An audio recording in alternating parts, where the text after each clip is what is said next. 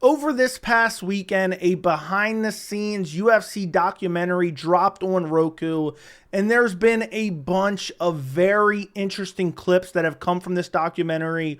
But one of the most interesting clips is the UFC, and more specifically Hunter Campbell, blatantly coercing Aljamain Sterling into a fight against Sean O'Malley injured, all so that he would be at a disadvantage and hopefully, in the UFC's mind, lose to Aljamain Sterling. They were putting their finger on the scale. They were manipulating and gaslighting Aljamain Sterling into taking a fight that they gassed up as this huge opportunity, all in the hopes that he would lose his title. And I think it's a complete disgrace. We're going to take a look at that documentary. We're going to take a look at the events that preceded the documentary in real time. We're going to take a look at Aljamain Sterling's response, which Aljamain Sterling said something in his response that I could not believe, and nobody's highlighted just yet. But I wanted to cover this because I know Aljamain Sterling's not a fan favorite. I know Aljamain Sterling has rubbed some people the wrong way, but he deserves to be stood up for, because what I saw in some of Aljamain Sterling's comments since this documentary was him trying to be reasonable and truthful, but he knows that it comes off as, oh, I'm just salty, or it's just sour grapes because I lost a title. And I just simply believe that's not true. I believe Aljamain Sterling is being 100% honest. The documentary backs it up. And the documentary, the clip from the documentary with Aljamain Sterling and Hunter Campbell and Aljo's manager, there's one thing about it that nobody's mentioned that I can't even believe it. But we'll discuss that in a little bit. Let's jump into the UFC 288 post-fight presser. This is right after Aljamain Sterling versus Henry Cejudo. You know Dana White. I don't make fights on the night of the fight. I never make fights on the night of the fight. Let's see what he basically confirmed and announced right here, right after Aljamain Sterling has a 5-round competitive fight with Henry Cejudo. It's fair to say Sean O'Malley's probably next for Aljamain Sterling, right? I mean, that what? That Sean O'Malley might just be next for Aljamain. Yeah. I've had better ideas than what I did tonight. Not a great idea, but yes, he's next. Yeah, when you bring him into the cage and they have the face-off, and then you slowly see it start to escalate with Merab, do you just think, I should? Yeah. It was a bad idea. Do we have any sort of timeline on when we'd like to do that fight? Yeah, probably August. Okay. In Boston? Probably. Okay. So we're going to do Aljamain Sterling versus Sean O'Malley next, August in Boston. This was the middle of May. So we're going to do it in Austin, or not Austin. We're going to do it in Boston on a quick turnaround for a champion who just had a 5-round fight. And to be more specific, a 103-day turnaround for Aljamain Sterling to jump back into training camp, to get prepared for Sean O'Malley, who's been sitting out for a very, very long time, 305 days to be more specific. So Sean O'Malley's been sitting out since October.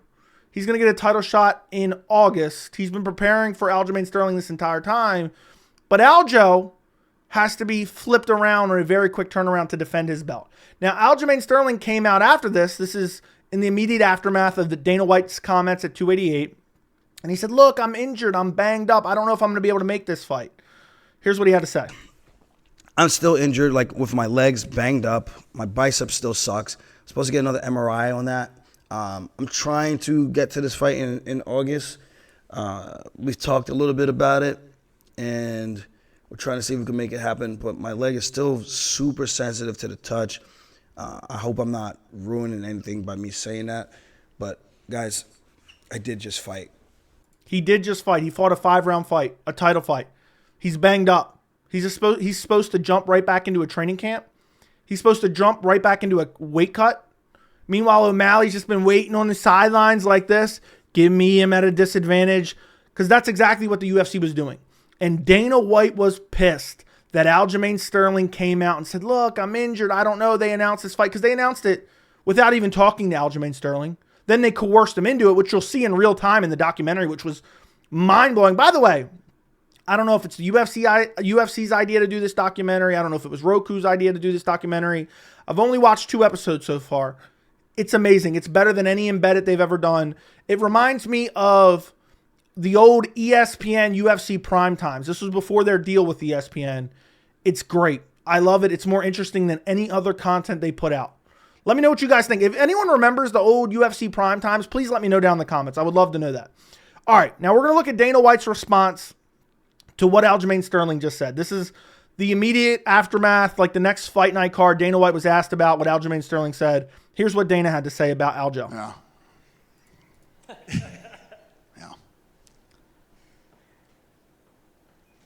Yeah, he's fighting. Do you want me to explain what's going on in the mind of fucking Aljo? I was in the gym this morning working out. I got a call that Aljo said. You know who I got a call from? 3 guesses who called me today and said, Aljo sounds like he doesn't really want to fight. 3 guesses. $100 right now for whoever can guess it. Henry. Who? By the way, side note, Dana White's zipper's down. What was he doing before this press conference? He probably looked a lot like Conor McGregor's Twitter likes, if I had to guess. And also, you're giving $100 to a media member. Oh, I mean, that's real independent media. Yeah, right. But either way, let's continue on. By the way, you know what little... I don't know what the word I'm looking for. You know how pathetic the MMA media is? They couldn't bear to say, hey, man, your zipper's down. They didn't want to embarrass Daddy Dana. But let's continue on, because he gets into more about Aljamain Sterling after giving $100 to some media member, clown. Man of his word. Henry Cejudo calls me and says, this little pussy doesn't want to fight. By the way, he said that because that's what he's thinking. That's what Dana White's thinking. That's why he wanted to regurgitate what Henry said. So he could be like, well, I didn't say it. It was just what Henry said. Building the narrative that Aljamain Sterling is ducking Sean O'Malley for not wanting to fight him on short notice. Not short notice, quick turnaround. I'll take the fight. I'm throwing my hat in right now. Let's do it. I'll fight O'Malley. Da da da da da da. So Hunter is my neighbor. Comes over to my house. Said, "What's going on?" You know, and I think we got his manager on the phone, stuff like that. It's just Aljo's one of those guys who just can't get out of his own way. You know, apparently he's in for the fight. Why he said that, who knows? It's just yeah. So there you go. Aljamain Sterling can't get out of his own way because he says he's banged up after a 5-round fight, because he said he was shocked by the announcement. But again, Dana White has to go out there and rally up the UFC shills and rally up all the Dana White sycophants. Aljo's ducking. The UFC has a history of announcing fights that are not signed in an attempt to put pressure on said fighters in the fight.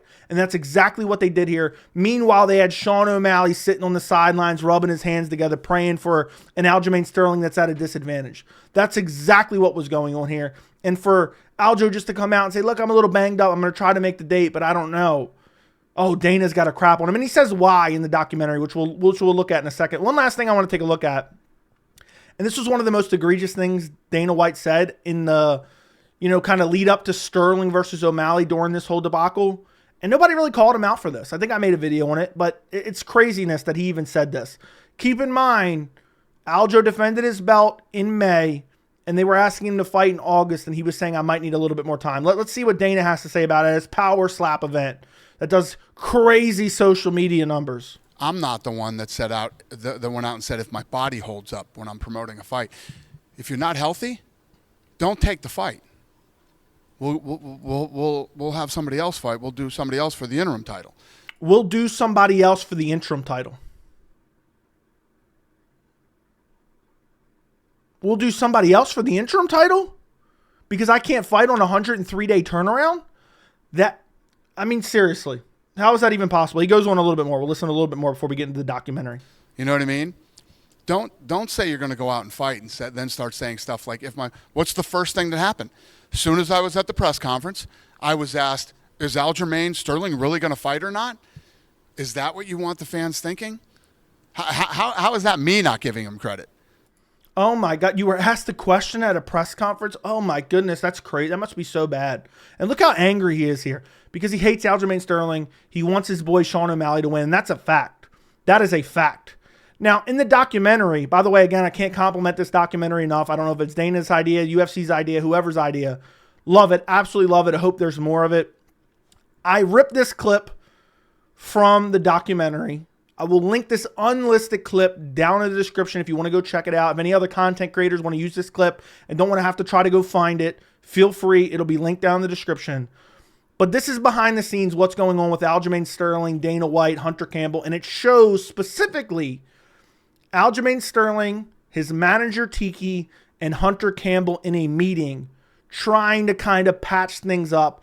And the level of manipulation, the level of gaslighting Aljamain Sterling, and the level of kind of blaming Aljo for everything that's going on was something to behold.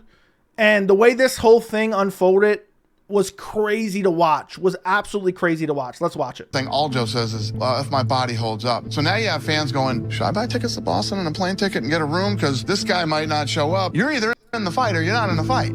So what is Dana's first thoughts? Ticket sales, Aljo. If people hear you're injured, they're not going to buy tickets. It's money. It's money, money, money.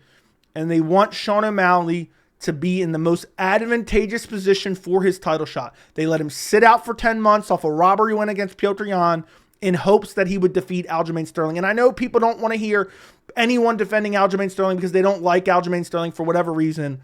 This was wrong. This was a disgrace. But let's continue on. They're showing a clip of Aljo from a podcast, and then they get into the actual meeting with Hunter Campbell, Aljo, and Aljo's manager. I'm gonna fight, even though it's literally against my will. You don't want to fight, Aljo. You don't have to fight. I'm not forcing you to fight. So you got to decide what you want to do. And whatever.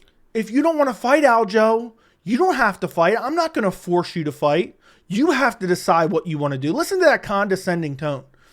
And they're lying to him about this is an opportunity. This is a massive opportunity for you, Aljo. And by the way, I want to point this out because this is one of the most jarring things about it all.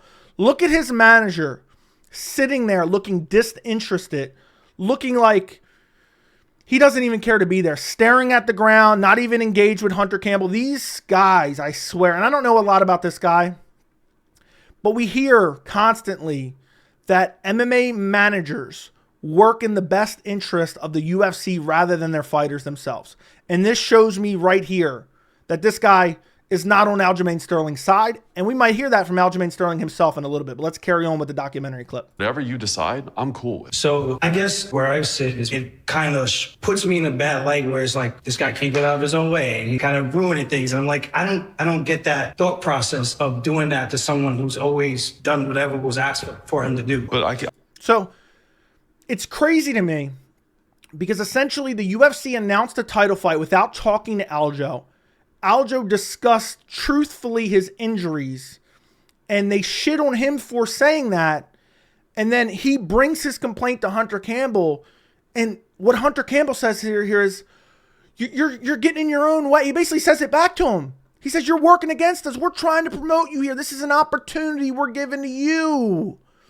I mean, the manipulation is crazy. The coercion is crazy. The gaslighting is crazy. All they do is try to hype up Aljo. We're doing you a favor. This is a huge opportunity. Take it. Why are you working against us? Listen to this. Listen to this. I can tell you, you're at your peak. You've looked incredible. And it's just this opportunity for you to take his audience that he has built in and introduce you to them. But instead of using the platform and the increased media coverage, it's almost like you're working against it. I mean, you're a beast, Aljo. You're hitting your peak, Aljo. You can do this, Aljo. It doesn't matter you have 6 different injuries. It doesn't matter you're going to have to make back-to-back weight cuts. It doesn't matter you don't have any time to take off before your next training camp and you just had a hard-fought 5-round fight. We're giving you this huge opportunity to take Sean O'Malley's fan base. I hate to break it to you, Aljo. Your manager should have told you right there. You're not taking any of Sean O'Malley's fan base. Because Sean O'Malley's fan base is 16-year-old boys who smoke weed every single day. That's his entire... They wear tube socks with marijuana leaves on the side of them. That's his fan base. They're pretending as if... And Aljo gets into this in his response, which we're going to take a look at in a second. They're pretending as if this is his Conor McGregor fight. This is going to do huge pay-per-view sales, and it would be a massive mistake not to take this. And the fact his manager stared at the floor like a dog that had been corrected is the most embarrassing thing about this. And then listen to Aljo's response here. I see your point 100%. I just still feel, like you said, the communication out of the gate was kind of like, it was a little blindsided. You know what I mean? Like, I literally just fought, and Dana made the fight right then. Look at this guy. Look at this guy. Now he's making eye contact. Now he's making eye contact. There, I know it's a big opportunity. My only thing, like I said, from the very beginning was, damn, I just wish we had a conversation. That was it. Very paranoid people. They start thinking, well, they want me to lose. Dana does want him to lose. That's why they put Sean O'Malley in this opportunity. where Aljamain Sterling was at his weakest, where Aljamain Sterling was at the most disadvantaged possible. They purposely planned this. And then when Aljo says, well, you know what, guys, I would have liked to at least hear it from you. I would have liked to, you guys talk to me about this before announcing it publicly so you can make me look like a bitch, to make the fans rally against me and say, oh, he's ducking O'Malley and he doesn't want the fight.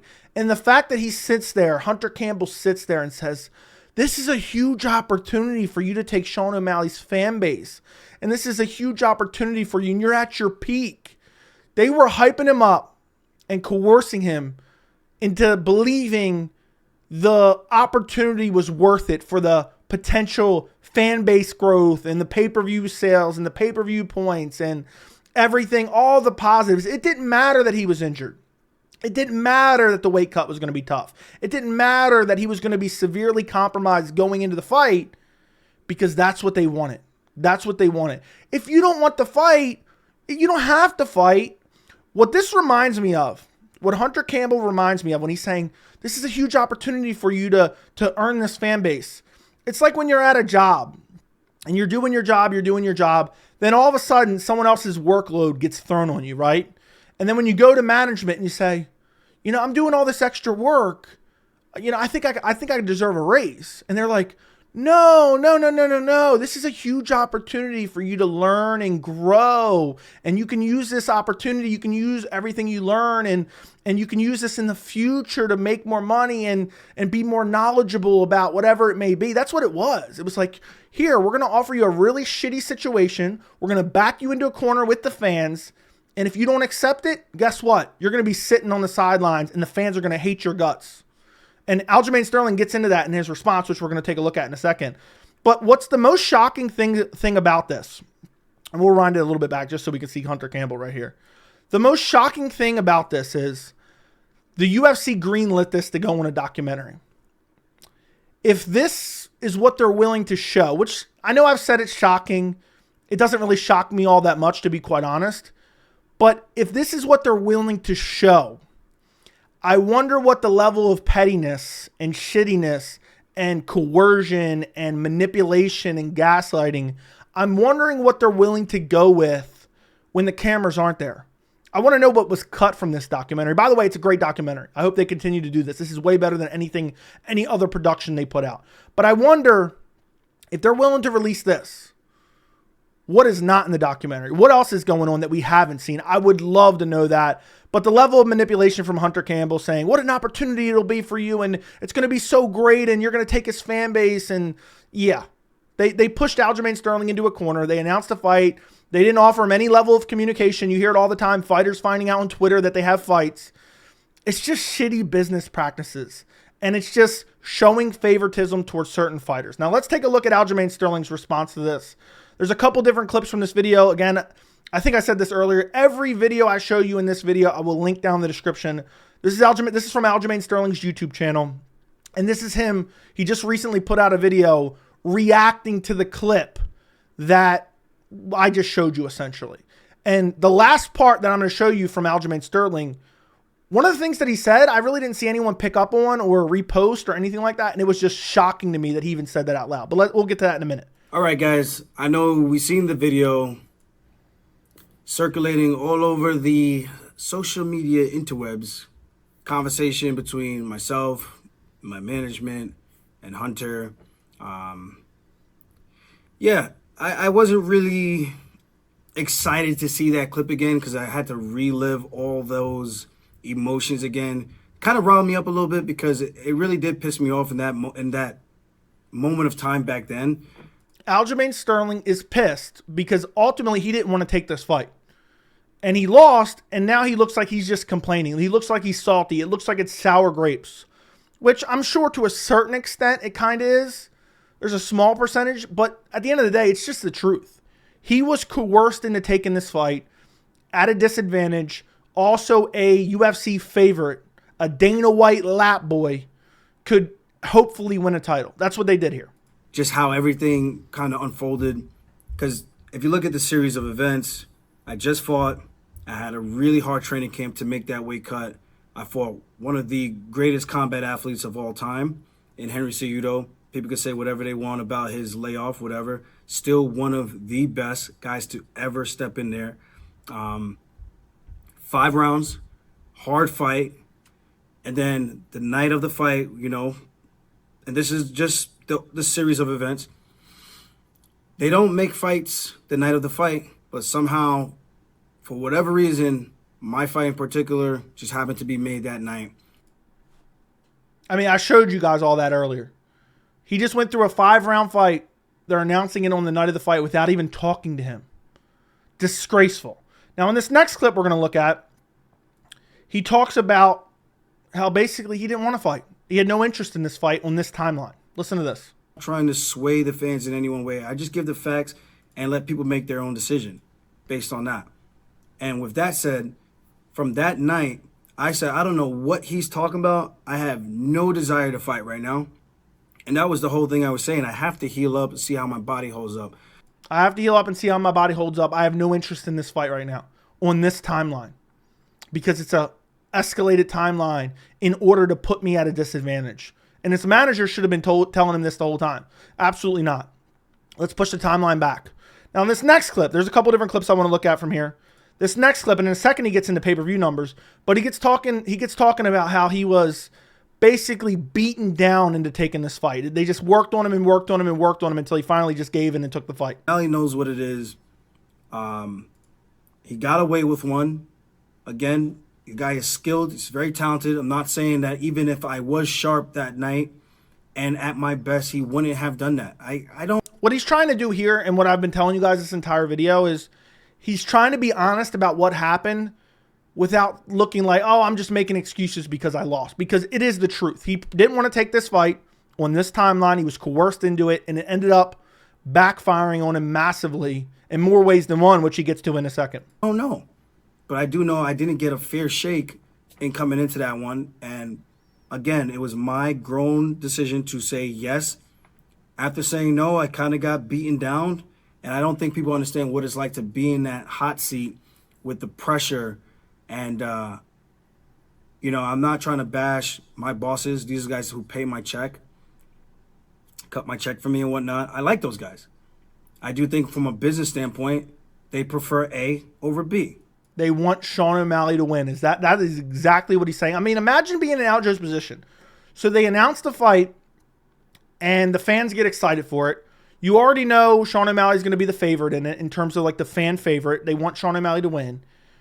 And you're banged up, and you don't necessarily want to fight on that date, but they've already set fan expectations.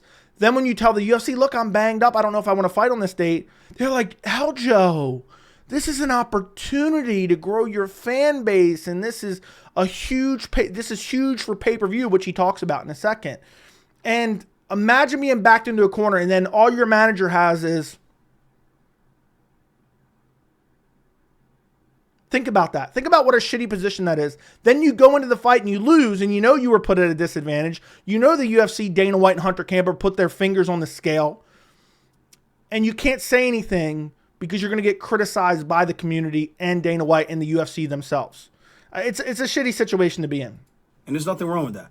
I completely get the business side of things, and it's not their fault that it's harder to market me over a guy who has tattoos on his face and colors his hair all kinds of crazy colors. I think kids are into that. I think some adults are even into that. The adults that are into that are the same people that sit around probably going like, yeah, weed is tight. I like weed. That's probably them. Nah, I'm just kidding. That's not them. But that's all they do. I mean, we're talking about a 15, 16-year-old, 20-year-old fan base who smokes weed every day and wears marijuana leaf tube socks, okay? The adults, I don't know about the adults. I don't know about the adults that are into Sean O'Malley. I mean, imagine liking another man. Yeah, he's got sick tattoos and he's got cool colored hair. I like watching Sean O'Malley fight. That's really all I care about. I like watching him fight. He has an aesthetically pleasing fight style. But Aljo was never going to absorb this fan base. No matter what, if he went out there, ragdolled Sean O'Malley and choked him out, you know what they would have said? They would have said, oh, Sean O'Malley got injured in training camp. And keep in mind, Sean O'Malley had 301 days to prepare. I might have misquoted this earlier. 301 days to prepare for Aljo. Aljo had 105 days to prepare. So in this next clip, he gets into talking about pay-per-view points and pay-per-view sales. And you can tell the regret is real because the UFC lied to him about Sean O'Malley's pay-per-view drawing power, which I've been telling you guys for literally like the last 2 years that there's no evidence to support that Sean O'Malley is a draw or a star in any capacity. Listen to this. So with that said, I get the push from them and trying to get me into that fight. And the only thing I say I regret is if I knew the pay-per-view numbers were going to be what it was, I would have just sat until January, February, March and waited to fight. That's the only thing I regret because I felt... AKA Sean O'Malley's not a pay-per-view draw. And they told him, oh, you're going to make so much money off pay-per-view. All those 16-year-olds that sit at home smoking weed are going to buy your pay-per-view. Not. They're all going to illegally stream it, Dana. And now he's got the ultimate regret because he didn't even get a bag with it. Felt like it was the opportunity of a lifetime. After saying no, being coerced into doing it. No. Because they beat him down. And this is what they told him. And you've seen it in the documentary. Opportunity of a lifetime and the fan base and the money. And we're doing you a favor, Aljo, making this fight. I won't put a gun to my head. I eventually succumbed to the pressure and said, okay, fine, I'll do it. And after this, I'm going on my vacation. So there you go. Fine, I'll do it. He's trying to say, look, at the end of the day, I'm a grown man. I made my decision. But they did me dirty. And I agree. They did do him dirty. And it sucks that nobody's going to stick up for him because he's not some massive fan favorite. Imagine they did this to a fan favorite. People would be outraged. But they didn't. They did it to Aljamain Sterling and everyone forgets about it. And then Aljamain comes out and talks about it. And he looks like, oh, he's just salty. No, he's not Jamal Hill crying about Herb Dean. They really put him at a disadvantage intentionally because they wanted him to lose. They set him up for failure. Do you ever think in a million years, are they giving Sean O'Malley a title defense on a 105-day turnaround? You think they would do that? Absolutely, positively not. No, they would never do that, especially against a Marab. Oh, we'll fight him on 105 days notice. No, the favoritism continued even after Aljo. They gave him his first title defense against Marlon Chito Vera, who didn't deserve a title fight. So it just shows the favoritism. Now, the last clip I want to look at from Aljamain Sterling is the most jarring, in my opinion. I could not believe that he even said this out loud, and nobody even really picked up on it. It just kind of got glossed over, I guess. And I could just put myself back in that situation, being in that room, and feeling like, yeah, you're telling me no, and I could sit out, but then you're also telling me, well, if you don't fight, then you don't fight for almost a year. So if Aljo turns down the O'Malley fight, oh, well, you're going to have to sit out for a while because O'Malley's going to... No, you know what you should have said? You know what your manager, Tiki, should have said? But no, he's too busy worried about the best interest of the UFC. I'm staying on Dana and Hunter's good side. Look, why don't you book a bantamweight interim title fight for August, even though it makes no sense? I'll fight the winner on a 105-day turnaround. Give me O'Malley or whoever he fights if they win. Give me them in November. Give me them on a disadvantage. Give me them on a quick turnaround. You know what they would have said to that? No. That's why... Oh, well, if you don't fight here, you're not going to be fighting until January, February, March. Because guess what? We're not going to put O'Malley... If O'Malley becomes champion, you think we're going to put him at a disadvantage? Absolutely not. Now, that's not the shocking part. Listen to what he goes into here. And that's not cool either. So you almost tie my hands behind my back. But I take the path that I was like, you know what? If I'm going to roll the dice, because my teammates, my managers are all pushing me to do it. Did you guys hear that? I could not believe he said this. I mean, it already confirms what I already knew. The path that I was like, you know what? If I'm going to roll the dice, because my teammates, my managers are all pushing me to do it. My teammates and my manager are all pushing me to do it. Imagine you're his manager. You know he has a bunch of lingering injuries. And you're like, you know what, Aljo? This is a huge opportunity. Best case scenario, that manager just had his eyes on those pay-per-view sales and wanted his cut. Worst case scenario, and I think this is partially true, he's working in the best interest of the UFC, and it is a complete disgrace. And I think there's a little bit more he says here. Let's listen. I'm going to roll the dice, and everyone's kind of saying, like, after this one, then you take your vacation, and we'll show these guys what's up. So there you go. His own manager's pressuring him to take the fight. Hunter Campbell is coercing him and manipulating it in the meeting that they show on a documentary. This is disgraceful, guys. And this is a legal way of rigging fights. Putting guys that you don't like or who aren't draws or stars or who you don't favor, putting them at a disadvantage for guys you want to win. And it's a disgrace, and it's happening far too much in this sport. Sean O'Malley's first title defense. oh, let's give him Marlon Vera. Let's give him a layup. Because, oh, well, we want him to stay champion because we think we can really build him into a star. It's disgusting, and it's favoritism-esque matchmaking. And the fact that they had their champion, who had multiple title defenses, turn around on 105 days notice, manipulated and gaslit him into taking the fight, all so they could sit there and hope and pray. Sean O'Malley's got an advantage here. Hopefully he wins, and then we'll never give Aljamain Sterling another title shot again. And even with the whole Merab thing, I covered this countless times. Merab was never #1 contender and was never offered a title fight against Aljo. And Dana White used him turning down fights as a reason for not getting the first title fight or first title defense for Sean O'Malley. Now, hopefully that's the fight they make next. Who knows? They might give Sean O'Malley Rob Font for his second title defense for all we know. And it's just becoming WWE. And I know a lot of people aren't going to defend Aljamain Sterling, so I wanted to make a video discussing this because I don't think this is him being salty. I don't think this is sour grapes. I don't think this is him being pissed that he lost the title. Of course he's pissed he lost the title. But he's pissed that he got backed into the corner by the UFC, by Hunter Campbell, by Dana White, by his own fucking manager, and then he accepted a title fight at a massive disadvantage, and it cost him big, and he didn't even get a huge sum of money because of pay-per-view sales, because Sean O'Malley is not a star. Not yet. He might become one, but he's not currently a star. Let me know what you guys think down in the comments. Please share the video, like the video, subscribe to the channel, and thank you so much for watching.